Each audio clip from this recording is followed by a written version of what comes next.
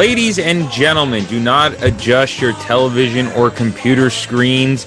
It is the return of Mark's Side of the Ring. I know we've taken a little bit of a hiatus, but we are back. Well, I'm back. I'm Fred DeCourt here for Mark's Side of the Ring. Miguel and Tim are currently taking a break, and I hope to have them back on here at some point in the future. But I wanted to continue the podcast. I wanted to keep trying to put content out there for you guys. A lot has been going on in the wrestling world, and I just felt like it was necessary to talk about it. So we're going to do just that. Welcome to Mark's Side of the Ring. If you're new to the show, a little bit different. Usually there's a couple of us talking some wrestling. I'm going to be handling the duties for the time being, and I hope you guys enjoy the show. So like I was saying, a lot going on in the wrestling world. Obviously, if you've been paying any attention to anything going on in wrestling, you'll know that. So I'm going to start off, though, real quick, just to go over a little bit, since it's been so long since we last spoke. I think either Money in the Bank was going to be happening or had happened, but a lot has definitely happened since then. So I had the amazing pleasure to go to SummerSlam a few weeks ago in Las Vegas, and what an experience it was. So I figured I'd talk about that a little bit, even though it was a couple weeks ago and not very recent, but recent enough. I thought SummerSlam was a fantastic show. I really thought WWE put on just an amazing showcase that night. It really did feel like their WrestleMania this year. I had the privilege to go to WrestleMania this year also in Tampa, and that was a great time and a great experience. But just having the full stadium this time and the marquee matches that were on the card, you could just tell this one felt even bigger than WrestleMania had this year, given the circumstances of the world. Favorite match of the night, I think, undoubtedly has to go to Seth and Edge. I thought they put on what, some people like to, refer to as a clinic. In my opinion, best match of the night. And with the exception of the triple threat from WrestleMania between Roman Reigns, Edge, and Daniel Bryan, I think it's the best match of the year so far. And I'm very excited that we're going to see a rematch of that tomorrow night. This is Thursday as we're recording, but Friday night Smackdown from Madison Square Garden, which I'm going to talk about a little bit later on in the podcast. So, yeah, I thought they had a great match. I mean, the entrance for Edge was tremendous. To hear that Brood music in an arena or stadium was awesome. I never thought I'd get to hear that song again live, and I thought it was a great touch. I like how Edge has really kind of implemented that into the storyline with Seth, that he needed to go back to that place, to that dark side of his character, to face Edge and to beat him, and he did. I thought it was a very nice touch. Obviously the Becky Lynch surprise was awesome. It sounded great on TV. I went back and rewatched it, but there's just like anything with WWE, there's nothing like it live, and that was a prime example. I mean, there was nothing like that live. A lot of fans were bummed when they found out that Sasha Banks couldn't compete against Bianca Belair. That was an anticipated match, obviously. And there had been some rumors, but they kept promoting it. So normally they would have, it would have been pulled earlier, but they went with it like it was happening. So I thought, well, maybe, these dirt sheets really don't know. And, she is competing. Not everything you read on the internet, believe it or not, is true. But sure enough, it got canceled and Carmella came out and was the replacement. And I remember being like, oh, you got to be kidding me. Like, really? This is what we're doing? Ugh, I was bummed because I was looking forward to that match.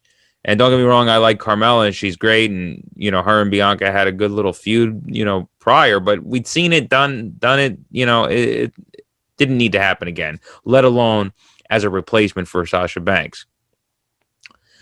And then lo and behold, there goes that music to the man.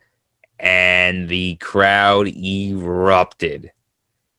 She looked tremendous. She's only post-pregnancy, maybe, I think, like 8 months at this point. I think she had her and Seth had their baby in December, so this is August. Looked great, and you kind of knew where this was going. I didn't know if she was going to win it right there that night, and she did, and in quick fashion, which a lot of people were unhappy about. People, of course, wrestling fans had to find something to complain about, and they did, but it was storytelling, right? The process of storytelling is something that nobody really wants to enjoy anymore. They want boom, boom, boom, boom. They don't want long term, which is a problem, I think. But they were going somewhere with it. They were turning Becky heel. That was something she wanted to do. Now, whether I agree with that decision or not is a whole nother story. But she wanted to turn heel. I guess WWE felt like, well, we don't want to say no to her. Let's give her the opportunity to have a heel run. And the purpose of this was to build sympathy for Bianca Belair, which it did. People felt sorry for her and were upset that she was treated like that she was beat in 26 seconds. So I think it's working tremendously. And now she's going to have her rematch at Extreme Rules. It was announced on Smackdown last week. We're going to have a contract signing this Friday. And I'm not sure she'll win it back at Extreme Rules, but I do think that eventually Bianca will get it back and will have her moment. And this was all just part of the story. You can't just look at SummerSlam. You got to look ahead and where they're going with it. And I think, like I said, she will win it back eventually, and all will be right in the world. But an amazing return for Becky Lynch. And speaking of amazing returns, if one return trumped Becky's return, if there was one person to do it, then it would have to be the Beast, Brock Lesnar. John Cena and Roman Reigns putting on an amazing match, a prime example of a WWE main event, right? Just two big guys going at it, slugging it out, and just, it was beautiful. And I expected nothing less from them. And Roman wins, which I think was the right call. I love John, but it was, Roman's unstoppable right now. And he's having his moment. He's holding up the title. Boom, boom, boom. Okay, Roman's moment, blah, blah, blah. And I did not expect this at all. And Brock's music hit. And out he comes with ponytail and all. I had seen that he had it, but I honestly didn't think if he ever returned that he would show up with it to TV, and he sure did. A little bit of a different look, the ponytail, is wearing jeans and the tank, a little bit different, but I like that. I think it's cool that he came back with a little bit of a different look, and stared down Roman Reigns and Paul. I mean, if faces told stories, boy, Paul, you could just see the fear and the uncertainty in his eyes. He was damn near in tears. He didn't know what to do. You talk about being in a rock and a hard place. He was. I thought it was really well done. It tells a great story of where does Paul lie. I think it's kind of like we've been waiting for this moment. Like, what happens if and when Brock comes back? Now, what does Paul do? And that's something we're going to have to find out. But, we've seen Roman and Brock a couple of times, 2015 at Mania, 2018 at Mania, and then, they had a few throughout the year. Actually, at SummerSlam, their last match was in 2018. And people were kind of done with it at the time, but now it's a whole different beast, no pun intended. And I am so hyped for it. I'm so ready for it. To have a face Brock, which he really hasn't been at all since his original return in 2012. A little bit here and there. Maybe he was, portrayed as a good guy, but most of it has been heel. And now with Roman as the heel and Brock as the face, tells a whole different story. And I mean, with Paul Heyman in the middle, it's just, this might be their best feud out of any of them that they had, So that was really cool. Great way to close SummerSlam. Really left the crowd on a high note because everybody was just jacked, shocked and very excited for what um, the future was going to be, especially on the SmackDown side of things. So overall, SummerSlam, great show. Had a great time in Las Vegas. Made it back alive, thank God. And yeah, it was tremendous. To say I went to WrestleMania and SummerSlam this year is really cool. And Survivor Series is going to be in Brooklyn, so I'll be attending that too. So to go from last year going to only like 2 shows and having everything else canceled and it being really bleak to now this year going to 3 of the 4 classic pay-per-views is really cool. I'm very, very excited about that. So speaking of SummerSlam, those moments from SummerSlam weren't the only things to happen, as I'm sure you all know, on that weekend, because the buzz in the wrestling world actually started Friday night during Rampage, when, believe it or not, somehow, some way, after years and years and years of hope and probably mostly at this point just desperation, that CM Punk would make a return to the pro wrestling world, and he did. Now, I will start this off by saying that everybody knows I am a WWE guy through and through. I didn't even watch AEW for a long time. I caught a couple other pay-per-views, and I started watching it a little more regularly once they went to once NXT went to Tuesday nights. I would watch Dynamite on Wednesday if I had nothing going on. So I've been watching it a little bit regularly, but everybody knows that WWE through and through, not much of an AEW guy. But I have to say that I was in awe of CM Punk's return to the wrestling world. It was very, very, I don't know how to put it. It was almost like, the saying never say never, but this was one of those things where you kind of went never. And to see it happening was, you could have a tear in your eye like that guy did, in the crowd, which I thought was great. That's real emotion right there.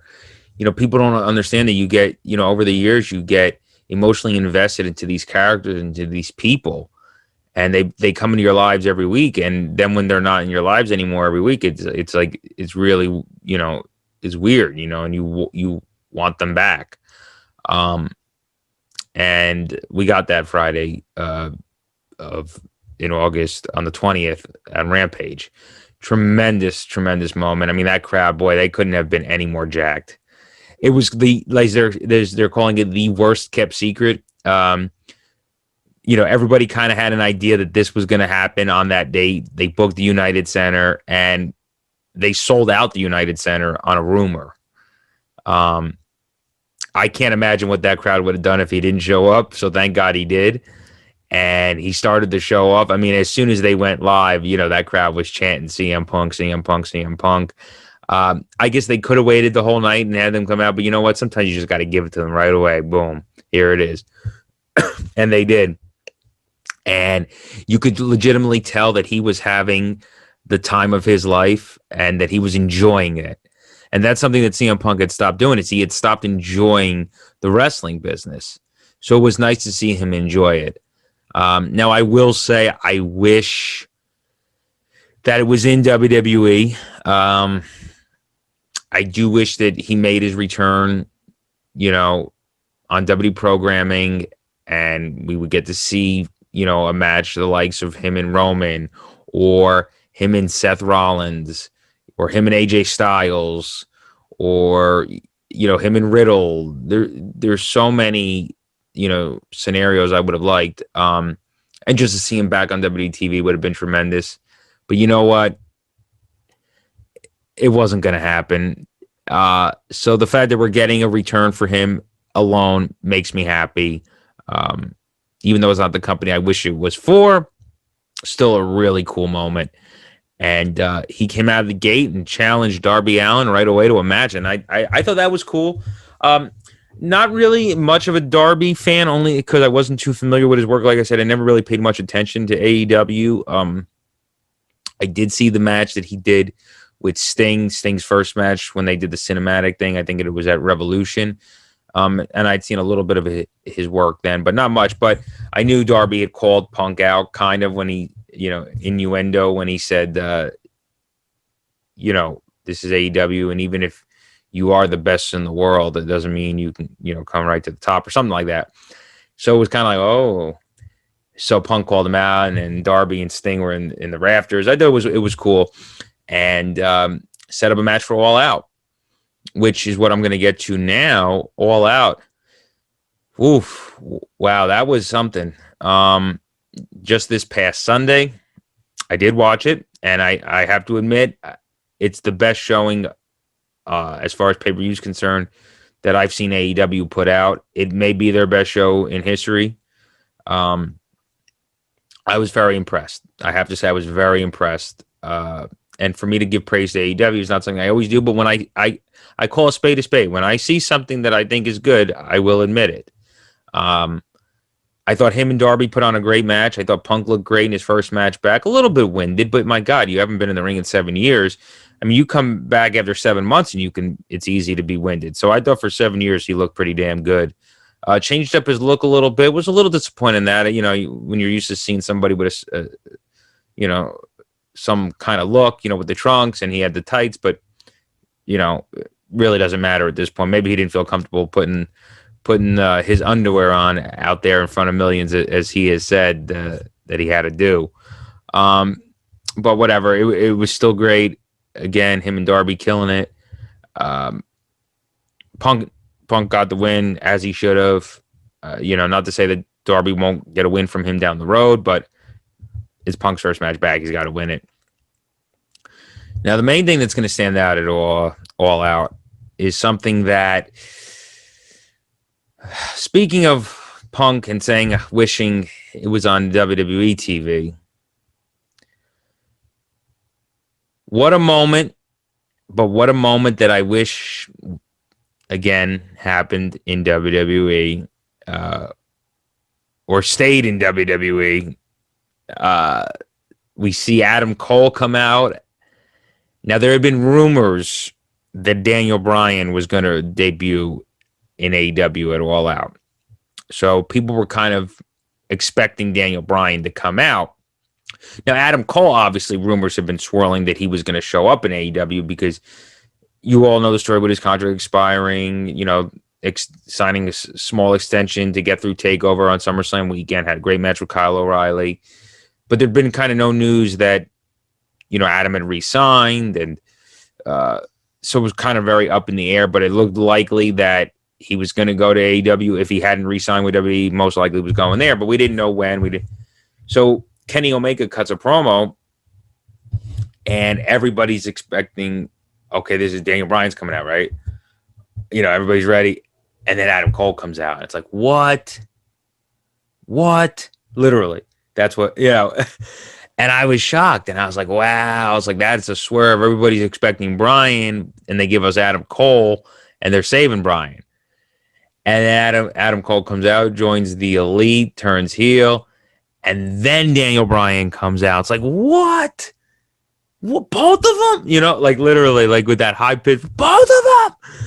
I was screaming. I was excited, but I was also upset because being a WWE guy, you hate to see two of the bigger stars leaving. So it was kind of bittersweet. It was a cool moment, but I was upset that they had left WWE. Especially Daniel Bryan. I mean, my God, what a journey he's been through.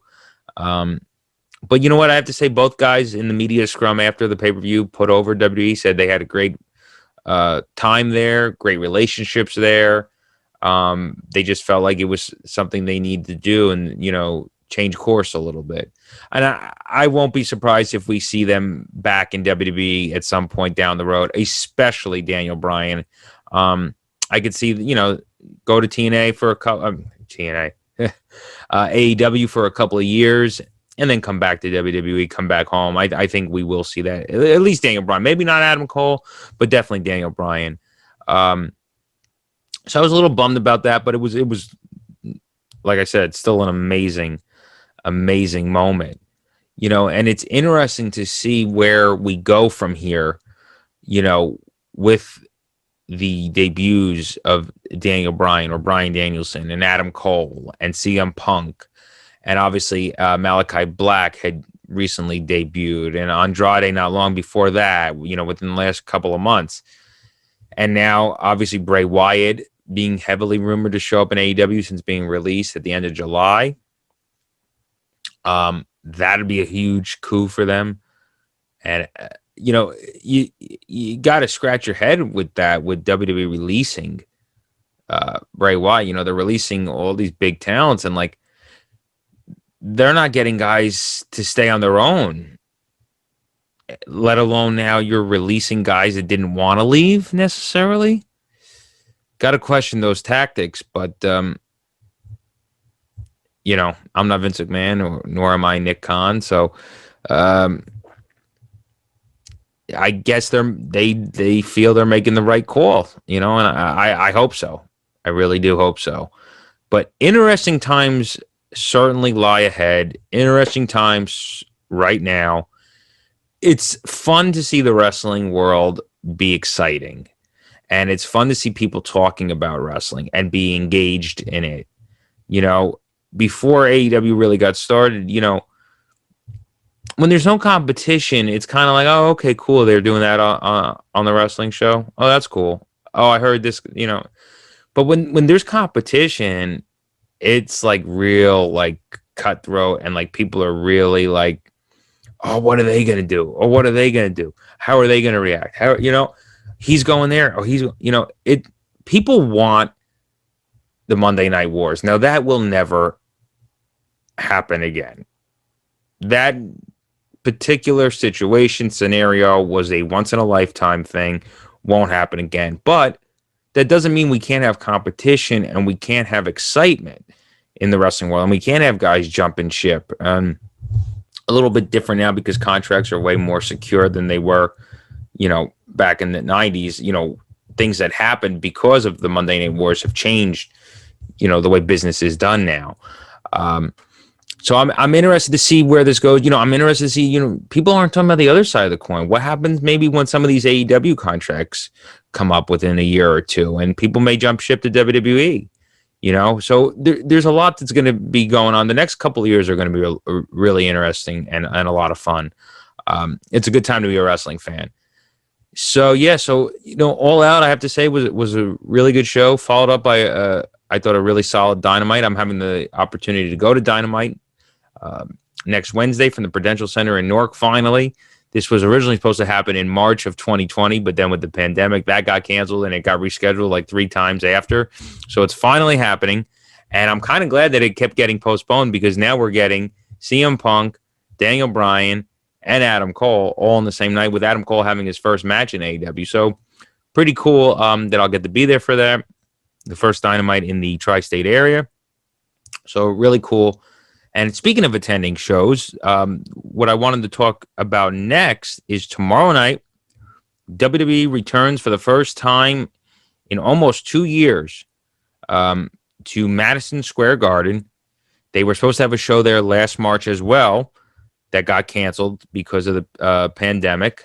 And now it has been, everything finally, getting somewhat back to normal. And Smackdown will be there live tomorrow night, Friday, whenever, depending on when you're watching this. Friday night Smackdown live from the Garden. It's going to be a super Smackdown. Guys and girls from Raw will also be on hand. They've announced so far, like I referenced earlier, Edge and Seth Rollins in a rematch from SummerSlam. I'm very excited about that. Like I said, their match at SummerSlam was tremendous. I'm so excited to see a rematch live from the Garden. Bianca and Becky Lynch are going to have their contract signing, so how that's going to go. That'll be some crazy segment for their match at Extreme Rules for the SmackDown Women's Championship, and Brock Lesnar in the house. So going to get to see Brock Lesnar live and in living color, baby. Um, tomorrow night, Friday night, Brock Lesnar, Madison Square Garden. And they just announced also, just this afternoon, the Usos will defend the tag team championship, the SmackDown tag team championship, against the Street Profits. So that's going to be another good match. I'm excited for that. And who knows what else? I know locally, John Cena is going to be there. I don't think he'll be on TV, but he's going to wrestle a dark match afterwards. It's going to be John Cena and the Street Profits versus the Bloodline. So that'll be cool. And also locally advertised is Bianca Belair versus Becky Lynch. So we'll see. Sometimes these dark matches they advertise and then they don't always end up happening, but it'll be interesting to see. But Cena's going to be there. So that's going to be really cool too. So a hell of a card. They always put on an amazing show at the Garden. It's home. It's the world's most famous arena. It really is. I've had the opportunity to go to the Garden for many, many shows, and it never gets old. There's always a special feeling when you're in that building. I've been to, many different arenas, stadiums. There's something special about the Garden. Vince McMahon Sr. Had a quote. Vince's father had a quote that the Garden will always be the Garden in his accent that he had there. And it will. The Garden will always be the Garden. No matter how many big venues they've ran and will run, no matter how many cities and states and countries they go to, the Garden will always be the Garden. So I'm excited that they're going back there. And for TV, they don't really do TV there that much anymore because of the cost. They did run Raw and SmackDown there, which was a big deal a couple of years ago. That was really cool. Got to go to both of those shows. And I'm glad that they're going back for SmackDown, because we all know SmackDown is definitely better than Raw, but we won't get into that right now. That's another story for another day. But a big SmackDown tomorrow night from the Garden. I will be there live. And I will come back next week with a report on the Garden, and how the show was. Hopefully it's a good report. I think it will be. And we'll see what else happens within the wrestling world. Like I said, I'm going to Dynamite. So I'll have a report next week on tomorrow night's SmackDown, as well as next week's Dynamite. We'll compare the two and see which one was better than the other. I think you'll know where my answer is going to lie, but you never know. So again, everybody, thank you for checking it out. The podcast, again, a little bit different, and as things go, we're going to change things a little bit here and try and make it as entertaining for you as possible to just talk about some wrestling. Hoping to have some guests on here in the future. Do some interviewing with some people, and again, hopefully Miguel and Tim will be back one day on here.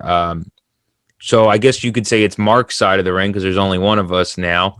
Even though there's still Mark's, I'm the only one on this side of the ring. And ladies and gentlemen, thank you for tuning in. We will see you next week here on Mark's Side of the Ring.